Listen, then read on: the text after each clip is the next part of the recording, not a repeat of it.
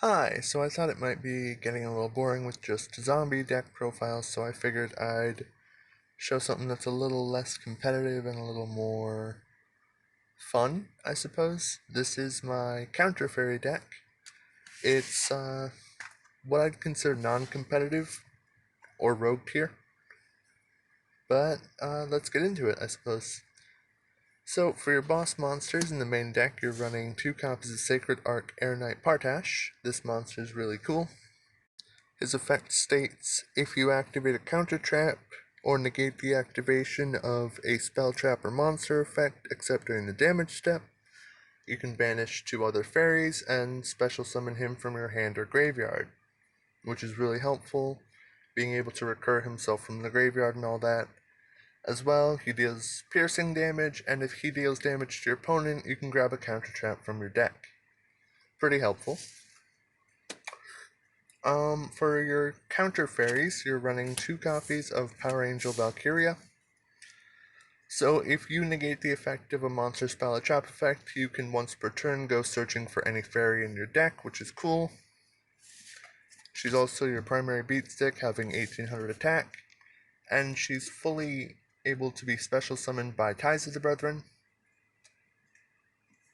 You're also running 3 copies of Minerva for your counter trap engine. Minerva's effect is when you activate a counter trap, she gains 500 points immediately after that card resolves. Actually, it's when a counter trap activates, which is really helpful, because if your opponent's going to Solemn Strike you and Minerva's on the field, she gets to trigger.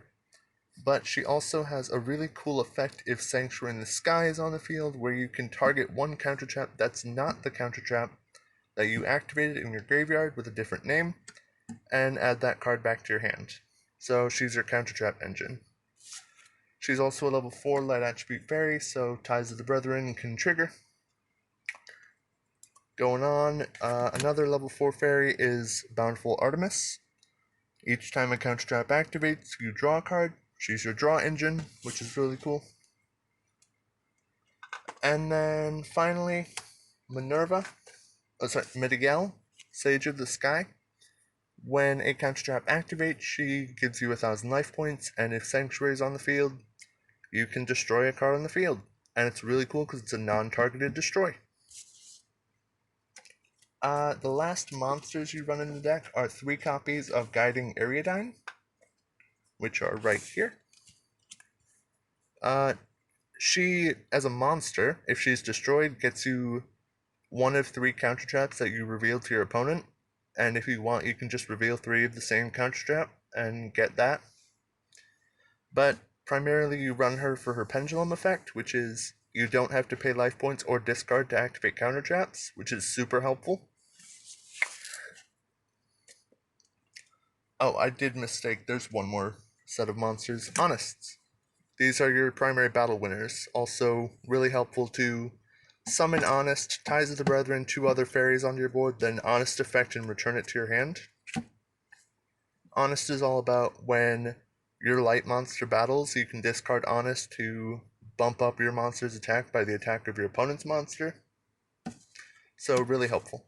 Plus, she does have 1900 defense, which is kind of nice.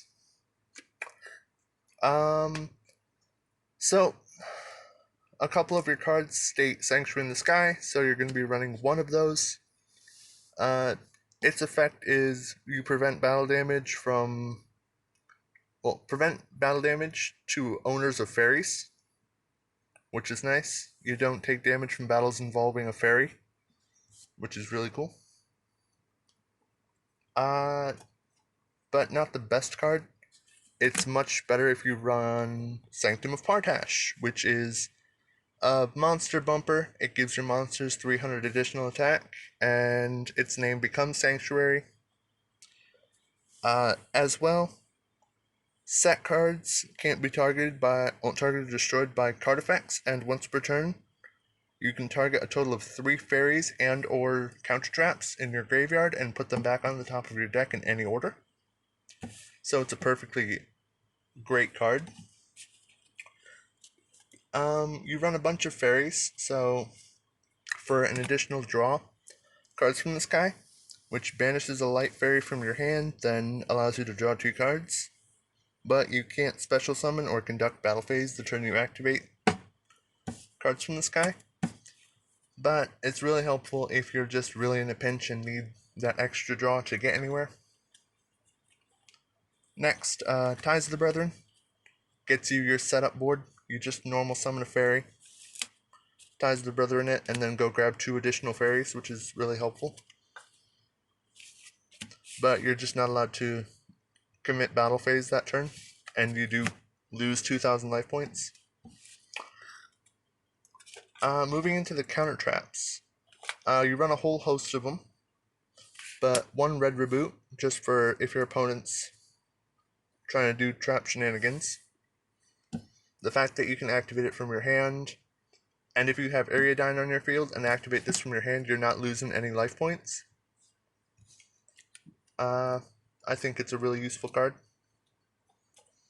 You're running a good old Solemn Brigade in this deck with 3 warnings. I found this to be more helpful than Strikes because it's a little more versatile if your opponent's using spell or trap cards to summon. And really, if you have Ariadyne life point paying, it doesn't really matter. And Minerva can get them back if you just activate a different counter trap. Into Omni Negates, you're running 3 Judgments. I don't actually really like the gold rare. It's not my favorite, but I got a couple boxes of maximum gold, but I mean, it helped getting enough to fulfill this deck. The aspect of losing half your life points is a bit hard, but it is an Omni Negate, negating a monster spell or trap effect, which is really helpful. But with Ariadyne, again, that's going to be nothing. And it's really just, I think, beneficial to have shutting down anything your opponent tries to do. Divine Punishment, if you have Sanctuary on your board, you can just Omni Negate something. Really, really helpful. It's another monster spell or trap negate, which is stellar. And then for your final Omni Negates, 3 Rebirth of Partash. So this one has some a body of text. You get to negate a monster spell or trap effect by revealing a counter trap in your hand and then discarding a card.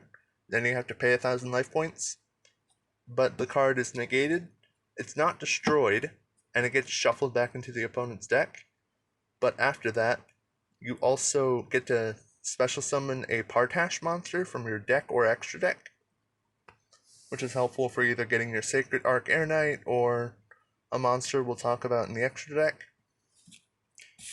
And if Ariadyne is on your field, you don't have to worry about it too much with the discard or pay life effect, so you're just revealing a card and negating.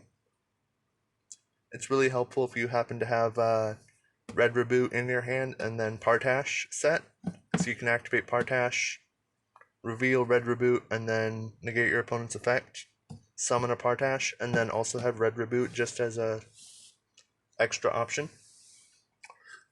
Moving into extra deck, which is actually pretty small because, again, this is a non-competitive deck, but mainly full of negators. Apollousa, just for the fact that you can build up a pretty quick board with with your fairies in your main deck, and she's a good old monster negate, and as well could be your deck's primary beat stick if you want. Though Minerva really fills out that beat stick role quite nicely. Celestial Knight Lord Partash. He's a Partash monster. He's also a searcher for any fairy or card that lists Sanctuary in the sky. As well, he's a good old monster who has 2,400 points. And if a monster that he points to is destroyed, you can special summon a monster from your hand whose level is higher. So if you happen to have Sacred Arc Air Knight in your hand and like Artemis is destroyed, you can banish her and then special summon Arc Air Knight. And then Herald of Mirage Lights. This was kind of one that I just threw in there. Requiring 2 monsters with the same type and attribute. When a spell trap or effect is activated, you can send 1 fairy from your hand to the graveyard to negate the activation and destroy it. and if it's destroyed by an opponent's card effect, you can target up to 2 ritual monsters or ritual spells in your graveyard and add them to your hand. Primarily, I just did this because it was another negate, and it's something that you could easily go into if you wanted to. But other than that, that's the whole deck. Thank you. Goodbye.